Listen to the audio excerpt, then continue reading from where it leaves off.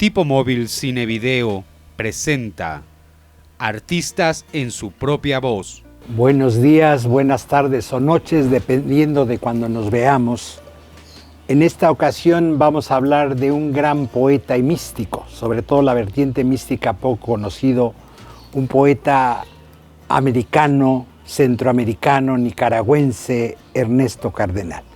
Voy a tocar dos puntos principales: el proceso del discurso místico en Ernesto Cardenal y después los rasgos fundamentales de ese discurso místico. Quiero 9 puntos y rápidamente, renombrando este discurso místico de Cardenal, primero plantear el estado de la cuestión. La literatura mística de Ernesto Cardenal surge como resultado de su afán de describir de alguna manera sus experiencias de unión con lo absoluto. Va a marcar definitivamente a Ernesto Cardenal su experiencia del 2 de junio de 1956. Esto en el libro llamado Vida Perdida, que es su autobiografía, va a hablar de esta experiencia. Después, cuando una gran investigadora de estas experiencias místicas, la puertorriqueña, la doctora Luce Varal, lo entrevistará, él hablará de esta experiencia del 2 de junio de 1956. A diferencia de otros contemplativos que sucumben ante la tentación de honrar su experiencia con el más respetuoso y solemne de los silencios, el poeta nicaragüense elude esa posibilidad y se lanza a la sobrehumana tarea de intentar explicar todo aquello, lo que le aconteció en el plano sobrenatural. A lo largo de sus obras, Cardenal no solo trata de poner en palabras esta vivencia trascendental, y toda la obra de Cardenal va a tratar de poner en palabras una vivencia trascendental, dentro de sus coordenadas personales y culturales. Cardenal también va a dialogar con otros místicos de otras tradiciones, tanto las occidentales como las orientales, a través de lo que demuestra su erudición teológica, su erudición cultural. Tal actitud es propia de su carácter profundamente hispanoamericano, ya que el mestizaje cultural en América fue producto de siglos de convivencia entre diversos grupos europeos, africanos, indígenas y también asiáticos. Esto le permite a Cardenal aceptar con gran apertura dicha diversidad religiosa, diversidad cultural, diversidad lingüística, diversidad mística. Tanto la vida y la obra de Ernesto Cardenal han sido estudiadas por los críticos internacionales, pero su faceta, por ejemplo, ha sido muy estudiada, su faceta de revolucionario. Es el tema que más ha interesado a los investigadores e investigadoras. Pero la dimensión mística de su obra ha sido prácticamente ignorada por la crítica, pues se solía leer al poeta como revolucionario, algunos menos como profetas y los menos como un gran teólogo. Por ejemplo, quiero poner algunos ejemplos. Jorge Valdés hizo un estudio muy importante en 1983, The Evolution of Cardenal's Prophetic Poetry. Ahí se ocupa de analizar Valdés la dimensión profética de la poesía de Cardenal, así como su evolución, particularmente textos como el famoso poemario Homenaje a los Indios Americanos. Para el estudioso, el carácter profético desde estos poemas se basa no solo en la inquebrantable fe del poeta, sino también en su profundo conocimiento de la historia. Valdés entiende que en la medida en que el poeta desarrolla lo de la poesía profética, reflexiona cada vez más acerca de la historia, sobre la prehistoria, y se va apartando de su inicial concepción del plan providencial divino como la base de su certeza, acerca del fin de la vieja sociedad y el surgimiento de la nueva. Además, Valdés plantea que esta dimensión profética de la poesía de Cardenal posee un rol eminentemente social y tiene muy poca relación con una dimensión propiamente mística de su obra. Por otro lado, otra estudiosa de la obra y la poesía de Cardenal, Priscilla Hunter, en un estudio metodológico serio dedicado, aparecido en 1985, La teología místico-marxista de Cardenal y su base utópica vistas a través de la alegoría de la niña humana, Priscilla se ocupa de analizar y contextualizar la llamada teología mística marxista de Cardenal. Advierte que esta teología surge de la conciliación del marxismo con la mística cristiana, que prefigura la unión entre lo divino y lo humano, mediante la contemplación y la purgación en la madurez humana. Para ella, Cardenal explica la relación mística entre el mundo y Dios, mediante la alegoría de la niña humanidad. La estudiosa se encarga de profundizar en aquellos aspectos que distinguen las posturas de Cardenal de los otros teólogos de la liberación, por ejemplo, Gustavo Gutiérrez. Hunter, sobre todo en esta obra, va a resaltar la faceta del teólogo Cardenal. Pero Hunter se le olvida algo central a mi modo de ver, la faceta y la dimensión mística de Cardenal. A lo más que se ha llegado en la crítica al carácter contemplativo de la poesía de Cardenal es a considerarlo como un místico comprometido, como lo dice José Miguel Oviedo en su artículo Ernesto Cardenal, un místico comprometido. El artículo es de 1969. Este crítico, Oviedo, es un crítico peruano, lleva a cabo un interesante recorrido a lo largo del itinerario poético de Cardenal, concentrándose principalmente en el análisis de los recursos literarios de los que se vale para articular su discurso, tomando en consideración los aspectos de la vida del poeta que incidieron poderosamente en su obra literaria: la conversión religiosa, el activismo político, el encuentro con la poesía norteamericana sobre todo. Aunque reconoce la importancia de la conversión religiosa para la vida y la obra de este poeta, lo cierto es que no profundiza en la dimensión mística de su obra. Oviedo se interesa más por las temáticas del compromiso social, la denuncia, que por la faceta mística de la poesía de Cardenal. Otro gran estudioso de la poesía de Cardenal, Paul Borgerson, quien ha dedicado muchos estudios al poeta nicaragüense, como su famosísimo libro Hacia el hombre nuevo, poesía y pensamiento en Ernesto Cardenal, publicado en 1984. En sus páginas se enfoca al análisis del arte y la ideología del poeta, en la intención de unificarlos y demostrar su evolución.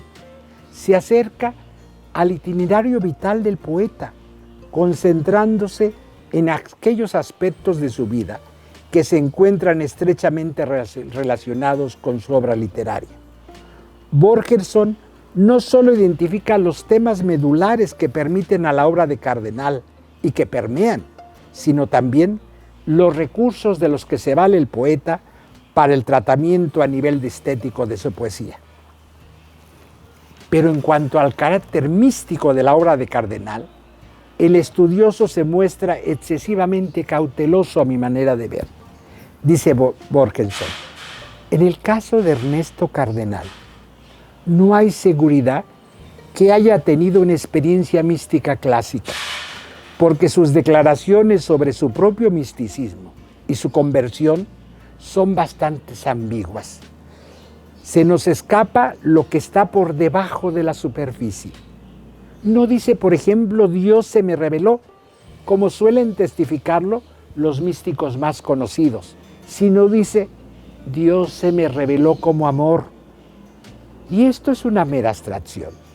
Y sin embargo, no interesa al presente estudio investigar la naturaleza de la relación de Cardenal con Dios, a la vez que deseamos preservar el velo que Cardenal tan celosamente ha defendido. Elude este investigador adentrarse en tan polémico aspecto de la obra de Cardenal, aduciendo al carácter ambiguo de sus declaraciones, que no permiten asegurar que en efecto haya tenido una experiencia mística. Sin embargo, Borgeson se propone identificar lo que entiende como elementos místicos en la poesía y en el pensamiento de Cardenal, para lo cual recurre al misticismo de San Juan de la Cruz y a la Santa Teresa de Jesús. Como no le parece que haya coincidencia importante entre ellos y la poesía de Cardenal, concluye, en fin, la cuestión de la experiencia divina directa no se resuelve en la poesía ni en las declaraciones de Cardenal, y además hay momentos, y apenas, dice él, hay momentos místicos en su poesía. Considera que el misticismo de Cardenal es exclusivamente desde el prisma del compromiso social. Ante estas afirmaciones, conviene hacer la salvedad de que la ambigüedad que Borgeson atribuye a las declaraciones del poeta se decide definitivamente en el corpus místico. Hay que ver la certeza que emana de la propia obra de Cardenal. Cardenal dirá en el Canto Cósmico, esta obra fundamental para entender la poesía de Cardenal. Él en el Cántico Cósmico dirá, yo tuve una cosa con él y no es un concepto. Ese él es Dios, es la divinidad. Es un poeta que tiene experiencia de lo divino. Yo tuve una cosa con él y no es un concepto. Y ahondando en este caminar, el misticismo de un gran monje trapense, Tomás Merton, da testimonio. Tomás Merton fue su maestro de novicios. Tomás Merton escribe el prólogo de la primera obra de Cardenal, que es la primera obra mística, Vida en el Amor, publicada en 1970. Merton conoció muy bien la vida espiritual de su amigo y novicio. Señala Merton, y le leo directamente del prólogo, lo que Merton nos dice.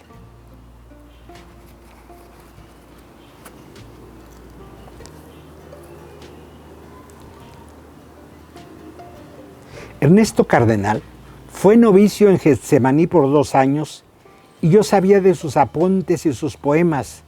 Me hablaba de sus ideas y meditaciones. También supe de su sencillez, su fidelidad a su vocación, su fidelidad al amor. No me imaginé que yo un día haría un prólogo a las sencillas meditaciones que escribía en esos días, ni tampoco que al leerlas, casi 10 años después, las encontraría tan claras, tan profundas, tan completamente maduras. Aquí hay algo más que una doctrina sistemática. Hay una intuición profunda de la verdad de la vida cristiana. El cristiano está unido a Dios en Cristo por el amor. Este libro es completamente tradicional, a veces como San Agustín o los místicos del desposorio de la región del Rin, y completamente moderno, pues no es ajeno a la visión de Teilhard de Chardin. Es también completamente sincero y sencillo, lo que ciertamente es una de las principales señales de la autenticidad de una enseñanza espiritual. Y concluye Tomás Merton, Ernesto Cardenal dejó Getsemaní por mala salud, pero ahí yo puedo ver también que había otra razón. No tenía sentido que continuara aquí como novicio, como estudiante, cuando en realidad ya era un maestro. Y lo dice un gran maestro espiritual de Ernesto Cardenal. Por eso creo que a los investigadores se les ha pasado la parte fundamental de la poesía de Cardenal, la mística. Por otra parte, Una gran teóloga y mística alemana, Dorothee Solé, quien también prologó un libro de Cardenal, su libro de Salmos, reconoce y celebra la faceta mística de Cardenal. Dorothee Solé tiene un gran prestigio entre los teólogos, las teólogas, los pobres, entre toda la lucha social. Dice en su prólogo del libro de los Salmos Dorothee Solé: aquí se habla de Dios de una manera extremadamente obvia, incluso muchas veces delicadamente ingenua. Mejor dicho, aquí se cuenta con Dios. Su ausencia no se ve nunca, por ejemplo, como una fatalidad metafísica de nuestro tiempo, sino que se experimenta una y otra vez como desamparo concreto de los seres humanos. Como en los antiguos salmos, también aquí la duda y la fe se equilibran en la balanza, ninguna de las dos en un sentido intelectual, como en la pregunta sobre si Dios existe o no, pero sí en un sentido existencial, como arco tendido desde la desesperación a la esperanza a la que el orante se entrega. El interrogante reiterado aquí es, pues, ¿cuándo va a intervenir Dios por fin? El ateísmo que aparece en los Salmos tampoco es disquisición teórico-filosófica, sino realidad práctica. Aún los ateos tienen ídolos, estrellas de cine, líderes políticos, seres de los que penden sus corazones y por los que harían cualquier cosa. Lo que les falta a los ateos y lo que decide primeramente algo como la fe en Dios es la esperanza que albergan respecto a los desposeídos. Ser ateo en estos salmos y respecto a esta situación, entregar a los desesperanzados, a los poderes ciegos. Ser ateo significa resignarse. Dios y la revolución son el gran tema de esta poesía. ¿Por qué Ernesto Cardenal, traductor un día de Catulo y Marcial, autor de poemas de amor, de epigramas políticos, ha echado mano del lenguaje de los salmos? ¿Cómo es el yo del hombre creyente que aquí se expresa? ¿Por qué se identifica con el orante veterotestamentario? ¿Qué significa creer en Dios en el contexto de esta poesía? Y este es ejemplo que nos da otra gran mística y pensadora, Dorothee Solé. Y quiero hablar de la más reciente investigadora y que se ha acercado con lucidez clarísima, la doctora Lucy Baral.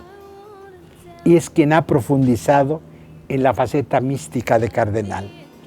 El propio poeta admite este hecho en una carta enviada a Lucy López Baral el 10 de mayo de 1991.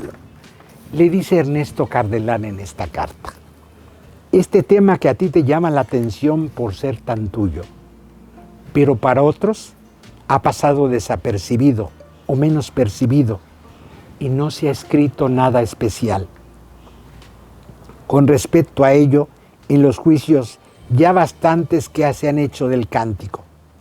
Tampoco se ha escrito anteriormente nada sobre mí como místico que valga la pena o que yo recuerde, a no ser con la temática místico comprometido, mística de la liberación, insistiendo más en el segundo componente que en el primero o nada en el primero.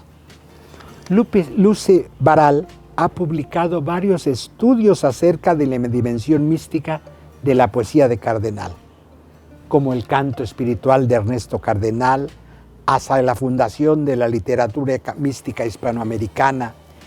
Escribió el prólogo al poemario Telescopio de la Noche de Cardenal. Vida en el amor, vida perdida en el amor, el cántico místico de Ernesto Cardenal,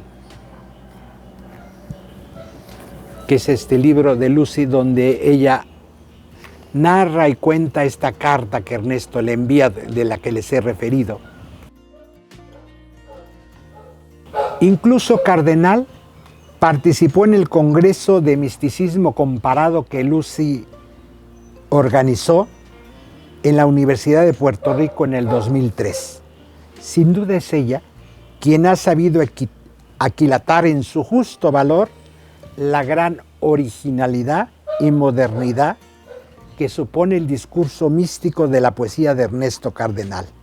Se ha ocupado de analizar la evolución del mismo discurso a través de los años, desde Vida en el amor hasta los versos de Pluriverso. Lucy Baral se ha lanzado con enorme júbilo al estudio minucioso de la dimensión mística de la obra de Ernesto Cardenal. Dice Lucy: tenía que ser un contemplativo hispanoamericano, escribiendo desde la rotunda libertad imaginativa de nuestras tierras, aún recientes, quien renovara de tal manera la literatura contemplativa de sus mayores. Y la misma Lucy dice más adelante en otros textos: algún día leeremos los textos apasionados de amor divino y humano con la misma unción teológica con las que manejamos las moradas de Santa Teresa y el medio divino de Teilhard de Chardin. Yo también estoy convencido. He leído la poesía de Cardenal y algún día Cardenal será visto como un gran místico y un gran poeta a la altura de la mística española y a la altura del gran francés, místico sobre todo, paleontólogo, teólogo, jesuita Teilhard de Chardin. Gracias a los esfuerzos pioneros de esta investigadora puertorriqueña, en los últimos años, otros críticos han conocido la importancia de la faceta mística en la obra de Cardenal. Por ejemplo, Ariana Fabri presenta una tesis doctoral en la Universidad de Bolonia en el 2007.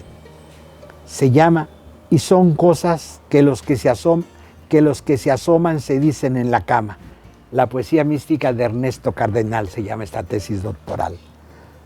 Ana Margarita Nadal Quirós presenta una tesis en la Universidad de Salamanca en el 2009 que se llama "Ernesto Cardenal, la expresión poética de la experiencia mística o el arte como contacto con el misterio". Y en esta tesis, Nadal incluye una entrevista larga que le hizo a Ernesto Cardenal. Y Silvia García González, y en su obra "Yo tuve con él una cosa y no es concepto", de 2011, tiene originalidad y modernidad en la literatura de Ernesto Cardenal. Estos son estudios de este itinerario místico y me gustaría pasar rápidamente sobre las particulares del discurso místico. Primer punto, el estilo. El discurso místico de Cardenal, tan original y revolucionario en más de un sentido, se mantiene dentro de los parámetros de la línea historicista, cada vez más madura en su obra literaria. Él escribió unas reglas para escribir poesía en la revista nicaragüense Barricada en marzo de 1980. Cardenal enumera los rasgos principales de su estilo. Dirá: es fácil escribir poesía y las reglas para hacerlas son bien pocas y sencillas. Primero, los versos no deben ser rimados. No hay que buscar que después de una línea que termine con Sandino, haya una que termine con Destino. Si termina con León, otra no debe terminar con Corazón. La rima suele ser buena en las canciones y es muy apropiada para las consignas. Vencimos en la insurrección, venceremos en la alfabetización, pero no es buena para la poesía. Tampoco es bueno el ritmo regular, todos los versos con el mismo número de sílabas, sino que deben ser versos completamente libres, largos y cortos, como el poeta quiera. Hay que proferir lo más concreto a lo más vago. Por ejemplo, decir árbol es muy vago, es muy abstracto. Hay que decir Guayacán, Cualcino, que es más concreto, no árbol. Animales es más abstracto, hay que decir iguana, conejo. Es más abstracto decir licor, hay que decir whisky, champaña, cususa. La buena poesía suele hacerse con cosas bien concretas. A la poesía le da mucha gracia la inclusión de nombres propios, nombres de ríos, de ciudades, nombres de personas. Parte de la gracia de las canciones de Carlos Mejía Godoy es la abundancia de nombres propios con sus apellidos: la Amanda Aguilar, Tino Mondragón, Quinche Barrilete, el almendro de donde la Tere. La poesía, más que a base de ideas, debe ser a base de cosas que entran por los sentidos, que se sientan con el tacto, que se gusten con el paladar, que se oigan, que se vean, que se huelan. Es bueno hacer notar que un cine es arroso, que una piedra de río está lúcida, que un garrobo es áspero, que una lapa es roja, y tratar de describir cuál es el ruido que hace la lapa. Lo más importante son las imágenes visuales. Hay que escribir como se habla, con la naturalidad llana del lenguaje hablado. Decir los sombríos senderos no es natural en nuestro lenguaje, sino decir los senderos sombríos. Por lo mismo, en nuestra poesía nicaragüense es preferible usar al tú el vos, que es como hablamos en la vida cotidiana. La mayor parte de la poesía nueva nicaragüense ahora está usando el vos, y se está usando también acertadamente en los anuncios publicitarios y en los lemas. El vos se usa en casi toda América Latina, pero en pocos lugares tanto como en Nicaragua. Evitar lo que se llama lugares comunes, o frases hechas, o expresiones gastadas. O sea, lo que se ha venido repitiendo: un frío glacial, un sol abrasador. El poeta tiene que tratar de descubrir expresiones nuevas, y no es poesía si lo que escribe son expresiones gastadas por el uso. Tratar de condensar lo más que puede el lenguaje, es decir, abreviarlo. Deben suprimirse todas las palabras que son absolutamente innecesarias. Entre dos frases semejantes hay que escoger siempre la más corta. Uno debe economizar las palabras como si estuviera escribiendo un telegrama, o como las frases de los cartelones de una carretera, que se hacen lo más breve posible. La verdadera diferencia entre la prosa y el verso es que la prosa se usa con muchas palabras y el verso con pocas. Y él sigue narrando todo este tipo de cuentos. Se los pongo por ejemplo de todo esto. No voy a continuar por esta línea, que es interesantísimo, y les recomiendo a los que quieren escribir poesía, ayuda mucho leer a Cardenal todas estas reglas que él tiene. El estilo. La musicalidad es otro tema importante en su poesía, del código ritmo métrico. El ritmo debe enmarcar el verso mismo de la musicalidad interna, que remite al contenido y no a una rígida métrica exteriorizante. Que el ritmo nazca, dirá Cardenal, del mismo significado. Y luego otro tema, otro punto importante en su poesía mística es el encendido lenguaje erótico. Cardenal recurre a los poetas del amor humano con la esperanza de encontrar un discurso apropiado que le permita expresar aquello para que el lenguaje humano es decididamente insuficiente. El amor humano y el amor místico, estos dos amores se encuentran irremediablemente ligados en uno al otro, debido a una repetida conexión lingüística. El empleo de un lenguaje erótico de forma directa y sin eufemismos, el poeta extrema con gran valentía y originalidad la antigua y estrecha relación entre misticismo y erotismo, que el poeta justifica con dulce candidez. El que inventó el sexo no sabrá amar, dirá en Telescopio. El carácter erótico de la poesía cardenaliana es también producto de su temperamento íntimo amoroso. Los encendidos versos de Cardenal recuerdan al gran apasionamiento de la poesía mística de San Juan de la Cruz. Ambos místicos tienen en común dicho temperamento esencialmente amoroso y son por ende poetas muy erotizados. Los grandes místicos de todas las tradiciones son poetas muy enamorados. Por eso los místicos auténticos no dudan en aceptar el amor en todos sus registros. En Vida en el Amor, este libro maravilloso, Cardenal escribe: el Cantar de los Cantares pudo haber sido originalmente un poema humano, pero la inspiración divina lo convirtió en una simbología del amor divino, porque todo el amor sexual es un símbolo de este amor. El ejemplo del lenguaje erótico en la literatura mística de Cardenal ha pasado por un proceso evolutivo. Cardenal se muestra tímido en los primeros libros en usar este lenguaje. Ya en los finales es directo y habla de eso.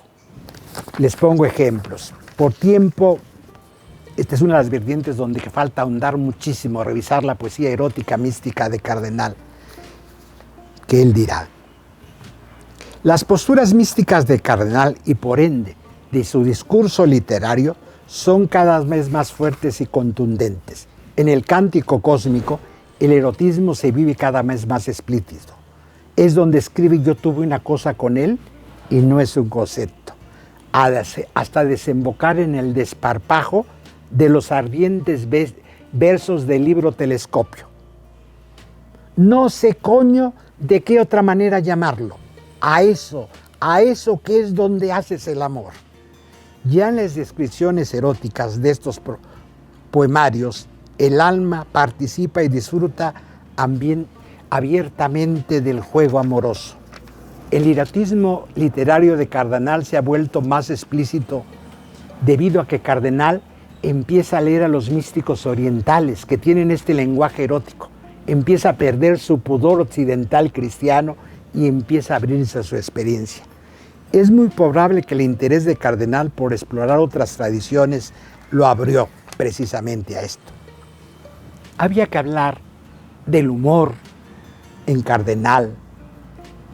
Dice en Telescopio: si oyeran lo que digo a veces se escandalizarían. De qué blasfemias digo, pero vos entendéis mis razones. Y además bromeo, y son cosas que los que se aman se dicen en la cama. Este es el Cardenal místico en serio. Y de eso hay pocos estudios, la gente le da miedo entender. El revolucionario, el social existió, el teólogo de la liberación, pero el que está en el fondo es el místico y el místico erótico. Les invito a conocer la obra de Cardenal desde adentro, a gozarla. Para mí ha sido en mi caminar espiritual. Leer la poesía ha sido agua fría, agua fresca, agua pura. Y esto es para invitarles, conozcan la obra de Cardenal, trabajen en la vertiente mística. Y el misticismo no está peleado con el erotismo, con el amor y menos con el humor. Cardenal es un viejo que se ríe de todos y de él tuvo esa libertad. Del poemario Versos del Pluriverso, un fragmento del poema Ecce Homo. El instinto que hay en los niños de trepar los árboles, todavía no se sabe por qué nos pusimos en dos pies, pero el ser erectos nos comprometió con el suelo a ser ya exclusivamente terrestres. Los dedos pudieron moverse separados y el pulgar y el índice formaron un círculo. Los ojos habían sido para la noche y eran grandes. Después fueron para el día y siguieron grandes, pero ya fueron mirando los colores. Lo que en la selva monócroma fue ventaja, un mundo en colores, tridimensional y tocable, donde poder distinguir la fruta, cogerla y cortarla y darla, separar lo concreto de su entorno. Ese fue ya pensamiento y lenguaje. Ver en colores se debe pues a las frutas maduras. La curva hacia atrás sobre el lumbar hizo erecto el cuerpo y más bello también. Fue tal vez entonces que se sintieron desnudos, el sexo en mitad de sus cuerpos. La fruta del conocimiento ético fue sabrosa. El Edén era una África, Homo erectus. Cuando ya fuimos hombres y no monos, el paraíso no fue dado sino ofrecido al hombre y no al animal. El paraíso era el progreso no ofrecido al animal. Miraron por eones las estrellas en alguna regularidad y muchas irregularidades, y se preguntaban, ¿qué son ellas? Más tarde aprendieron aritmética contando ovejas, aritmética que los llevó a contar galaxias. El único animal con nalgas y en posición erecta se le ocultó el ano, la mujer único mamífero con mamas permanentes y única hembra con orgasmo y en celo todo el año para que hubiera en esas cuevas un amor permanente. El único animal que sonríe, los labios modificados para poder sonreír, separados de las encías y así poder sonreír. También la nariz se alargó y la barbilla, ambas cosas para el lenguaje. Los colmillos se atrofiaron, lo que nos cambió la cara y nos hizo hablar.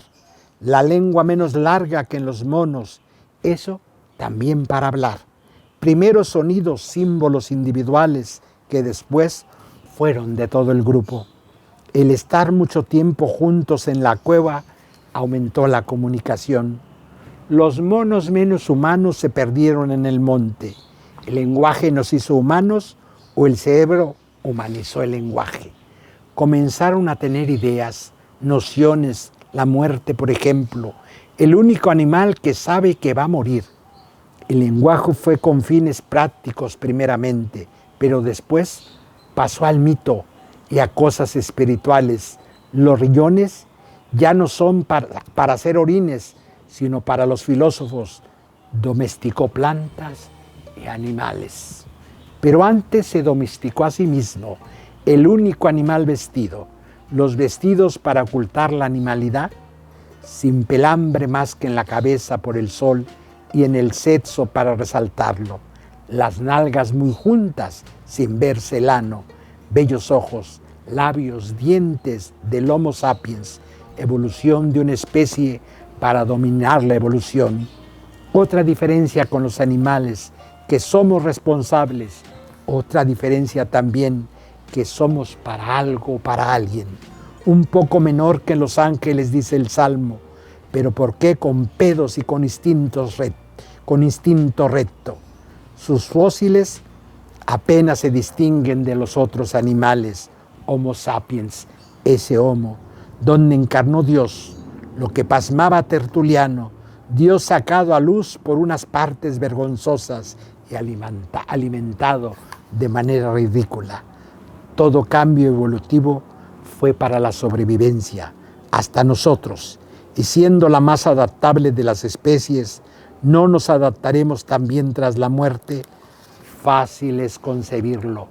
Una conciencia colectiva, cuyo cuerpo es el universo, sabe que va a morir para resucitar, pero a morir, el único animal que llora cuando nace.